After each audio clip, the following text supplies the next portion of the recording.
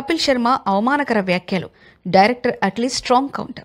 The great Indian Kapil షోలో ప్రముఖ దర్శకుడు అట్లీ పాల్గొన్నారు. తన నిర్మాణంలో తెరకెక్కిన బేబీ జాన్ సినిమా ప్రమోషన్ల కోసం హీరో వరుణ్ ధావన్, హీరోయిన్ కీర్తి సురేష్లతో కలిసి అట్లీ ఈ షోకు హాజరయ్యారు. ఈ సందర్భంగా హోస్ట్ కపిల్ శర్మ అట్లీపై వివాదాస్పద వ్యాఖ్యలు చేశారు.